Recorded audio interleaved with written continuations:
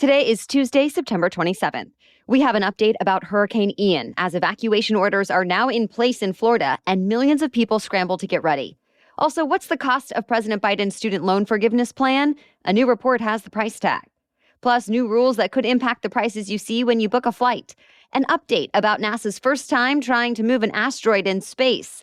And a major change to the NFL's All-Star Game. Those stories and more in today's episode.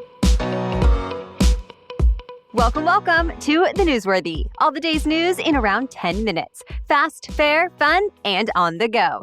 I'm Erica Mandy. Thanks so much for being here. You ready? Let's do this. There are now mandatory evacuations for hundreds of thousands of people in Florida as Hurricane Ian continues to get stronger. Residents and officials are bracing for impact, and the entire state has been put under a state of emergency, which will free up needed resources. Tropical storm force winds are expected to arrive in some areas today, and Ian could hit Florida's west coast as a major hurricane as soon as tomorrow.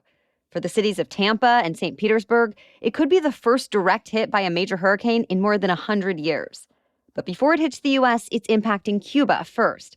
Some 50,000 Cuban citizens have been evacuated to safer areas as Cuba's western coast is expecting hurricane-force winds and life-threatening storm surge early this morning.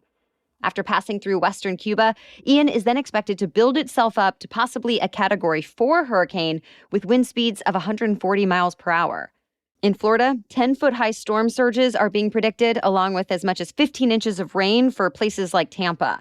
Florida's governor says significant flooding is an almost certainty. Residents are preparing with sandbags around their homes. Many are clearing out stores of food, water, and other supplies they might need in the days to come. 5,000 National Guard members have been mobilized to help anyone in need before and after the storm. Another 2,000 are said to be on standby just in case. As the war in Ukraine stretches on into its 8th month, there are even more signs now that the Russian people might have had enough. Anti-war protests have grown in major Russian cities across the country. Remember, they began after President Putin announced his government would be drafting 300,000 Russian citizens to fight in the war. Hundreds have been arrested in the demonstrations. Flights out of Russia have sold out, and there are long lines of vehicles at border checkpoints leaving the country. Many citizens are afraid they'll be forced into dangerous conflict against their will. An estimated 250,000 people have already fled. A number of Russian military enlistment offices have been attacked in recent days. In one incident, a man was recorded shooting a commander and then telling everyone who was taken there to join the military that they could go home now. Foreign experts say the war is testing Russia's internal stability. A gunman opened fire inside a public school in central Russia yesterday, killing 17 people, including children. Russian officials are investigating the incident as a terrorist attack. Also of note in Russia, President Putin has granted Russian citizenship to Edward Snowden. Of course, Snowden is the former U.S. National Security Agency contractor accused of espionage for leaking classified U.S. government information. He fled the U.S. in 2013 and has been living in Moscow in exile ever since. In a statement on his Twitter account, Snowden said, quote, "After nearly 10 years of exile, a little stability will make a difference for my family." U.S. officials, though, said their position has not changed and he should return to the U.S. to face justice. If he were to come back, he could spend up to 30 years in prison. A new report has put a price tag on President Biden's student loan forgiveness plan. It says the cost will be $400 billion over the next 30 years. So this comes from the Congressional Budget Office. That's the nonpartisan agency that does economic analyses for government policies. It looked at the plan Biden announced last month to cancel up to $10,000 in federal student loan debt for anyone under certain income levels, and low-income families who got Pell Grants can get up to $20,000 in debt relief. Despite the costs, many Democrats and other supporters say this offers millions of middle-class Americans more breathing room financially as Biden invests in the people who need it most, accusing Republicans of benefiting corporations and the wealthy instead. Some have said Biden should even cancel more debt. But many Republicans and other critics have been quite vocal about their stance against this, calling it too expensive. The Committee for a Responsible Federal Budget called the newly reported price tag outrageous and said it might be the most costly executive action in history. Either way, the CBO's report also found around half of eligible borrowers could see all of their outstanding debt eliminated. The British pound hit its lowest ever level against the U.S. dollar yesterday. So 15 years ago, one British pound was able to buy $2. Now they're pretty much equal. It comes as the UK government plans its biggest tax cuts in 50 years, while also borrowing tens of billions of dollars to deal with soaring energy costs this winter. That sent shockwaves through financial markets, and the cost of living crisis in Britain was already said to be the worst in a generation. American policymakers' decisions have also had an impact on the UK and around the world. When the Fed raises interest rates to try and fight inflation, it pumps up the value of the US dollar, which is the go-to currency for much of the world's trade and transactions. So American tourists abroad may notice most things are cheaper for them now. But that does come with a price for the rest of the world. All right, we have more news still ahead, but first, let's take a quick break because I want to share with you one of my favorite food accounts on Instagram that I think you should be following if you're not already. Brie McCoy will brighten your day every day in Instagram stories, and she'll teach you all about kitchen skills and recipes along the way. I didn't know how you should be sharpening your kitchen knives or that a garlic roller even existed until Brie McCoy told me on Instagram. Plus, all of her recipes are doable and delicious. If you've been listening to this show for a while, then you may have heard me say that I'm typically not the best chef in the world. So I love that Brie's philosophy is not about being perfect in the kitchen, but instead just doing your best, having fun, and bringing more people to the table. This season, her account is filled with cozy soup recipes and her favorite fall dishes that gather. She's also currently on the hunt to find a new home in a new city and documenting that whole adventure. So if you're looking for some fun food inspiration, be sure to follow Brie McCoy on Instagram. Search Brie, B-R-I, McCoy, M-C-K-O-Y. Well, new rules could be coming meant to reveal any fees before you book your next flight. President Biden announced a plan that would require airlines to be more transparent with fees up front. So things like how much it costs to bring a carry-on, if you have to pay to pick your seat, and the cost of changing or canceling a flight. The White House says it's important for consumers when they're comparison shopping, and it would encourage airlines to compete to offer better prices. But Airlines for America, which represents major U.S. carriers, says airlines are already transparent with fees. The public will have a chance to weigh in now over the next couple of months before this can be finalized. Although reports say actually putting the new rules in place could take months.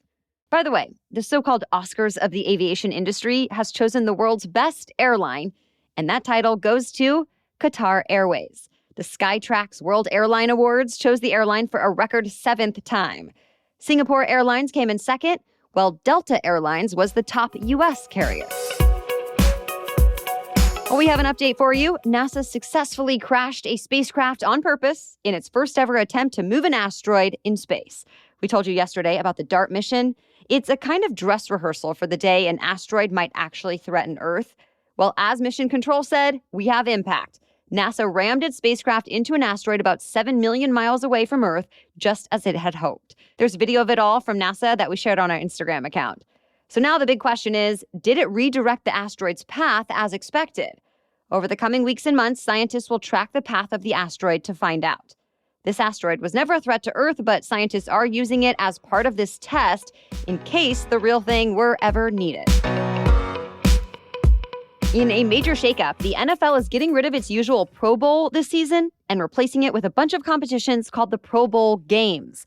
Instead of a full contact all-star game, the main event will now be a flag football game, so no tackling. Some of the best players in the league will compete in a full week of challenges and tests of skill now. Organizers say a few of the games won't even be directly related to football. Players and coaches are mostly on board with this.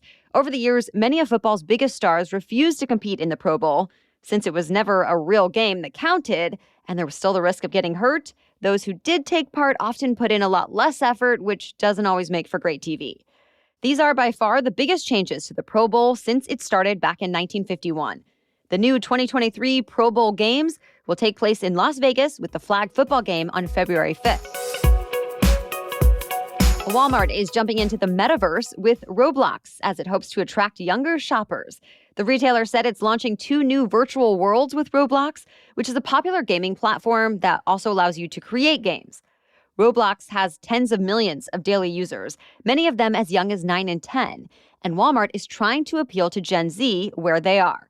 Walmart Land is a world full of immersive experiences, including a virtual store with items sold at actual Walmart stores, as well as a music festival featuring a virtual concert. The other world, called Universe of Play, is for making lists for the upcoming holiday season. It features games and characters from Walmart's top toy list. Many of the games allow you to earn tokens, but they can only be spent inside the game.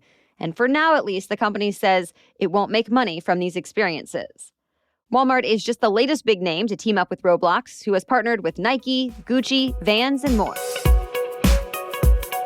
That's it for the main news today, so now it's time for Trivia Tuesday, when we ask a different trivia question every week.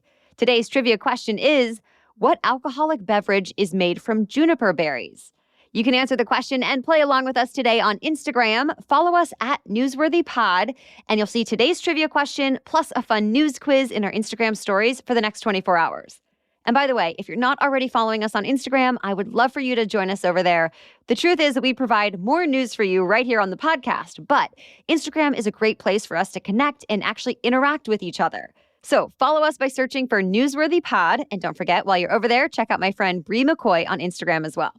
Okay, as for last week's trivia question, which U.S. president is featured on the $2 bill? The answer is Thomas Jefferson. He was a founding father and the principal author of the Declaration of Independence in 1776. He was also the third president of the United States. But get this, the first $2 notes issued did not feature him. They were issued in 1862, around the same time the government first started printing paper money, and they featured a portrait of the Secretary of Treasury, Alexander Hamilton. Several years later, a new series was printed with Jefferson's portrait. The modern $2 bill has his portrait on the front and a vignette showing the signing of the Declaration of Independence on the back. While many Americans may think $2 bills have gone out of circulation today, that's actually not true. As of 2020, there were 1.4 billion $2 bills in circulation still, and the U.S. Treasury Department will print up to $204 million in $2 bills this year. Though it won't have to request them every year like with other more common bills, and the $2 bills only account for 0.001% of the value of the $2 trillion worth of currency in circulation. But yes, you should still be able to use them anywhere that takes cash. All right, thank you so much for joining and listening today. We'll be back with another news roundup tomorrow. Until then, have a great day.